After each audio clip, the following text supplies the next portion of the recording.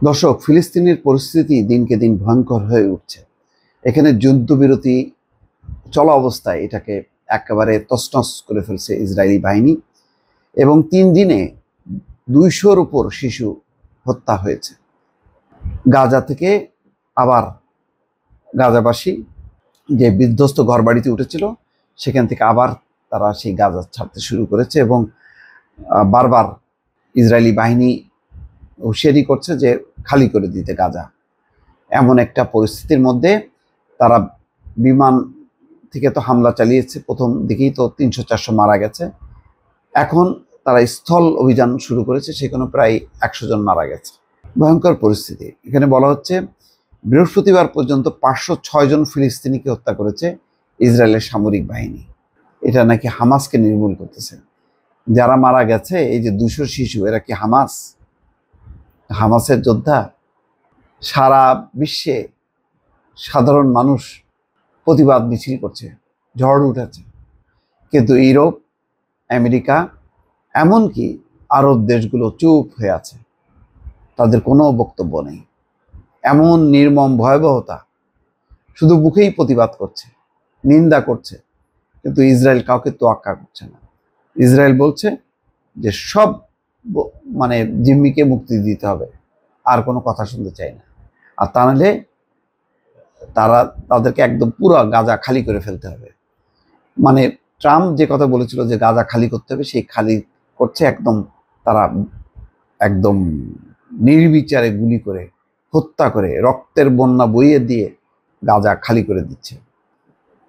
প্রায় 1000 জন আহত হয়েছে, আল জাজিরার খবর। যুদ্ধ বিধ্বস্ত দেশটিতে আজ ভোর থেকে কমপক্ষে 110 জন নিহত হয়েছে। এমন পরিস্থিতিতে উত্তর গাজা থেকে ফের সরে যেতে বাধ্য হচ্ছেন ফিলিস্তিনিরা। বৃহস্পতিবার গাজার স্বাস্থ্য মন্ত্রণালয় এই তথ্য জানিয়েছে। গাজার স্বাস্থ্য মন্ত্রণালয় জানাচ্ছে যে ইসরায়েলের হামলায় কমপক্ষে 49,000 ফিলিস্তিনি নিহত হয়েছে এ পর্যন্ত। এ সময় আহত হয়েছেন 1,12,950 জন।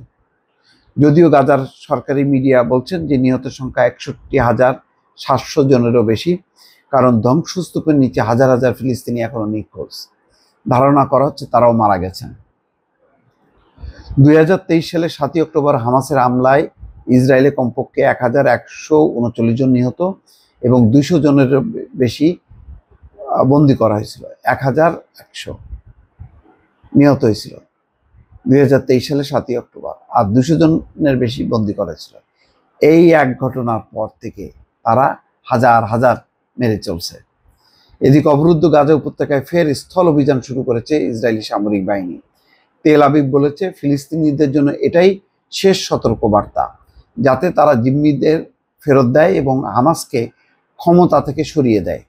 বিশ্বজুড়ে বিভিন্ন দেশ এবং সংগঠন গাজায় যুদ্ধবিরতি বজায় রাখার আহ্বান জানালেও তা উপেক্ষা করেই হামলা চালাচ্ছে ইসরায়েল। ফলে ফিলিস্তিনিরা আবারও ধ্বংসস্তূপের মধ্যে প্রিয়জনের মরদেহ খুঁজতে বাধ্য হচ্ছেন। ইসরায়েল যেসব এলাকাকে যুদ্ধ এলাকা হিসেবে ঘোষণা করেছে, সেখান থেকে সাধারণ মানুষ পালিয়ে যাচ্ছে। উত্তর গাজা থেকে পালানো অনেক পরিবারকে শিশুসহ রাস্তায় আশ্রয় নিতে দেখা যায়। গাজার বাসিন্দাদের উদ্দেশ্যে এক ভিডিও বার্তায় ইসরায়েলের প্রতিরক্ষা মন্ত্রী ইসরায়েল কাটস বলেন, এটি শেষ সতর্কবার্তা। মার্কিন প্রেসিডেন্টের পরামর্শ গ্রহণ করুন, জিম্মিদের ফিরিয়ে দেন এবং হামাসকে সরিয়ে দেন। তাহলে আপনাদের জন্য অন্যান্য বিকল্প উন্মুক্ত হবে, যার মধ্যে অন্য দেশে চলে যাওয়ার সুযোগও রয়েছে। বাহ, কি মামার বাড়ির আবদার! একটা পাল্টা শক্তি যদি এখানে কাজ করতো তাহলে ইসরায়েল এবং আমেরিকা থামতো, কিন্তু না, একতরফা যুদ্ধ চলছে। এর শেষ কোথায়? এর নির্মম পরিণতি আরব বিশ্ব দাঁড়িয়ে দাঁড়িয়ে দেখবে চোখের সামনে এইরকম মুসলমানদের হত্যাযজ্ঞ। এটা অকল্পনীয় ব্যাপার। এটা পৃথিবীর কোনো জাতি, কোনো দেশ মানবে না, কিন্তু আরব বিশ্বের দেশগুলো সেটি দেখছে, চুপ করে বসে আছে। খুবই দুর্ভাগ্য এই মুসলিম বিশ্বের। ভালো থাকবেন। আল্লাহ হাফিজ।